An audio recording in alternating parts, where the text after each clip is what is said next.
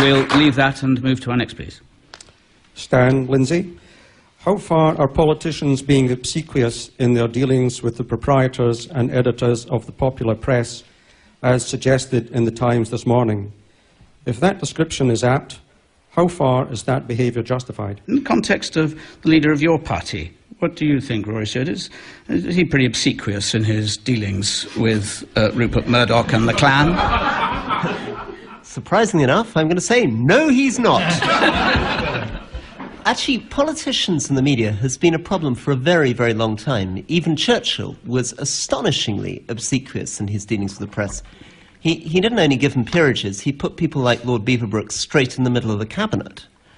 And we really need to rethink this, because it's really useful having journalists attacking us. It's really useful having journalists investigating us. We need to be held accountable.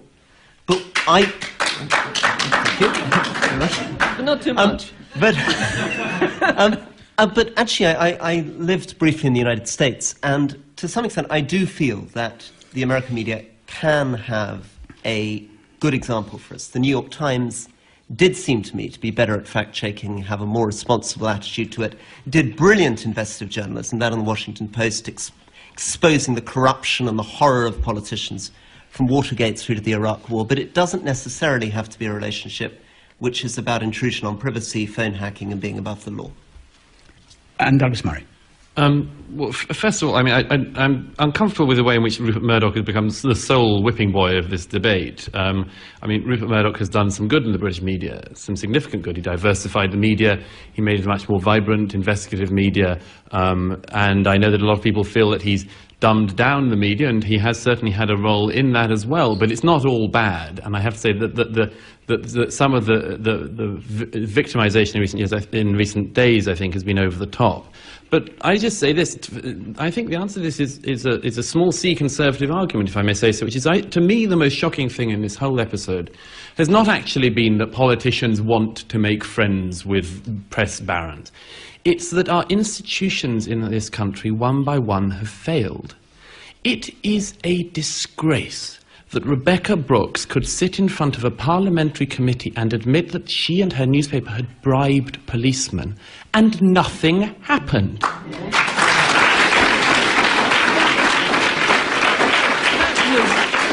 That was 2 years ago. Where was the Crown Prosecution Service? Where were the police force? Where was Parliament? And I mean, as for the Press Complaints Commission, I mean, all of these institutions failed. So the answer is not to divert attention onto simply going after one man and making it, oh, Murdoch, Murdoch. It is to reform these institutions and get them doing the job they're paid to do. Are you optimistic?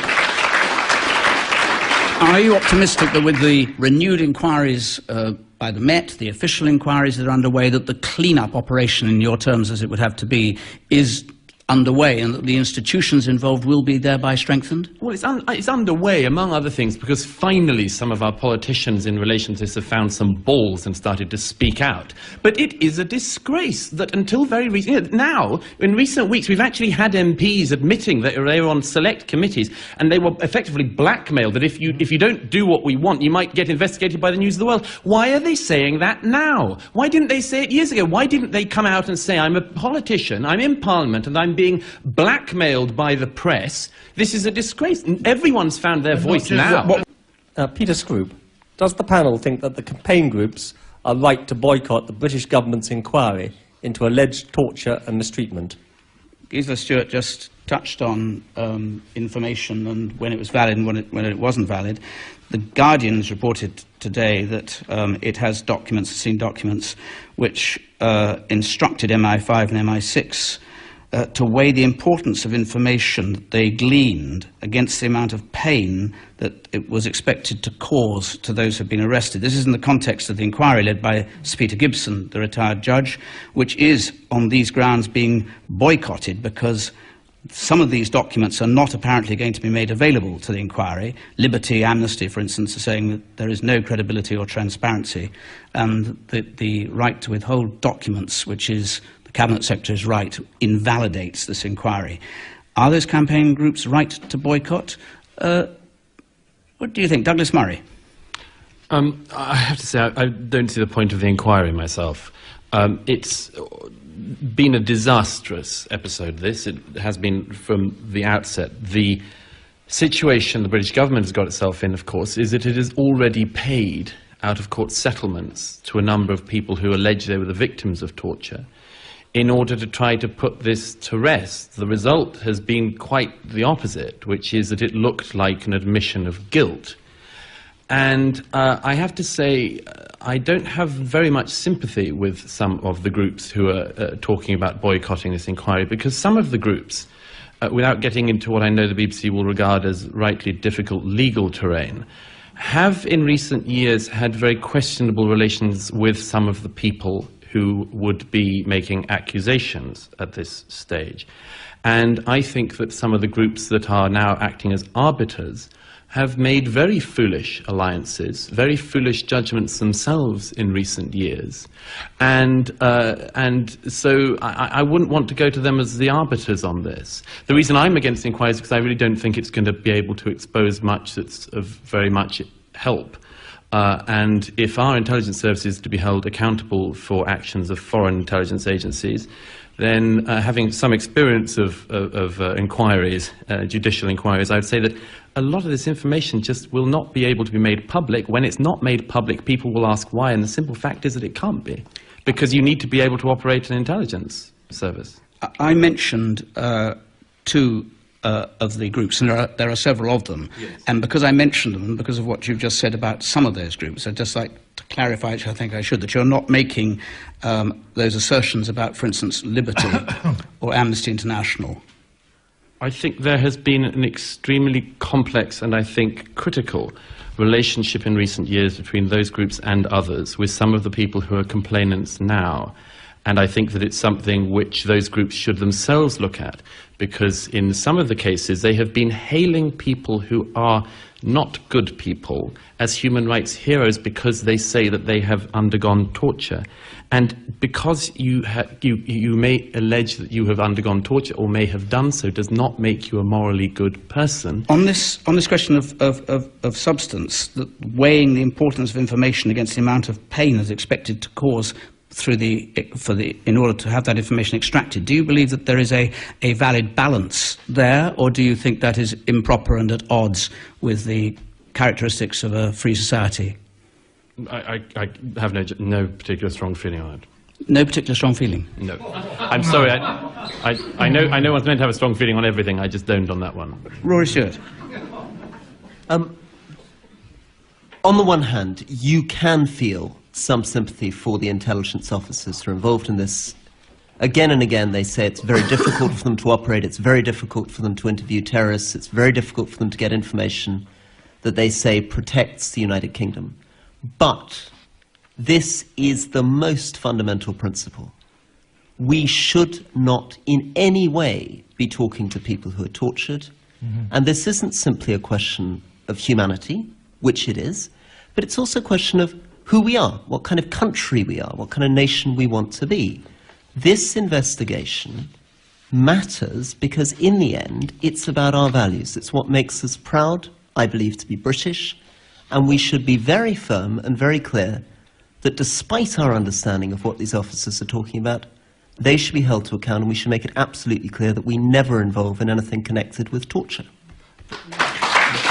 Will it reconfirm the absolute legal fact that torture is illegal, and those who condone or take part in it, or these civil servants, are guilty in a legal act? Will it expose them, and will they be subject? It will not. The person who chairs this is an independent, I agree. The person who chairs this... Someone in the audience said it was a whitewash. Is the intelligence commissioner. The ministers will decide what information is given, and the representatives of those, whatever Douglas believes they're links with, the representatives of the people who wish to ask questions will not be allowed to ask questions. This is a charade, and it is absolutely right that the bodies have said, I'm sorry, we will not take part in this charade. There was promised an independent, open inquiry. That needs to take place. It needs to take place because torture is illegal, it's immoral, and it's utterly counterproductive. Everyone is in agreement everyone is in agreement, Mike, that torture is wrong and that it is counterproductive. The question now is whether or not a conducive inquiry can take place publicly, which would have to, by its nature, need to release information to the public domain, which cannot be released into the public domain for security reasons. And as I say, that wrongdoing had taken place, and they would have to punish the wrongdoers. Well, that is the issue. That is the issue. You're making it a lot simpler than it is. No. Which is that, among other things, if our intelligence services deal with foreign intelligence agencies who give them some information which they subsequently find out has come from such a bad and tainted source, what do we do about it? And as I would say, my simple experience of inquiries on this sort of thing is that it is extremely hard, even decades after, to give the full public revelation that you would wish to have, and so people will always come away uncomfortable and unsatisfied. Hilary Brown, should the independence referendum be held without delay? Fair enough, Douglas Murray. Mike seems to have learned a lesson from Europe, which is you only ask people their opinion as a populace if you know that they're going to give you the right answer. And they aren't really thank you for your confidence in the outcome. I'm grateful for it. They aren't really interested in the referendum other than that. They do the same thing to you as they do in Europe, in Brussels on this. And if you don't get it right first time, in their view, they'll come back and ask you again and again. I just think on a broader thing, I find as I'm half Scottish, half English, I love being British. And I have to say, I think what the SNP is doing to this country is a tragedy.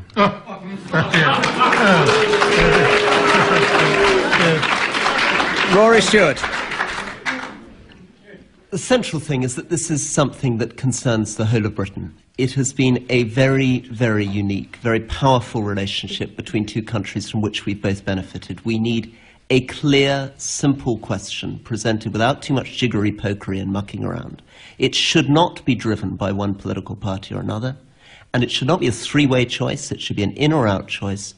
And personally, I agree with Douglas. I think it would be the greatest tragedy, not just for Scotland, but for England, because we're much, much better off together. Good evening, Roy Dowsett. The kiss of the sun for pardon, the song of the birds for mirth, one is nearer God's heart in a garden than anywhere else on earth. So apart from Inverewe Garden, which, as your hosts, has to be your first choice, where is your favourite garden? Your favourite garden, very swiftly, if you can. Who would like to start on this? Everyone's looking in different directions, but I think Rory wants to start on this. If you haven't had a chance to visit it, Acorn Bank in Cumbria is one of the most special gardens in the world. A full working medieval watermill, incredible collection of Westmoreland apple trees. The only problem this year is we had May, June and July simultaneously. But get there to see it in August.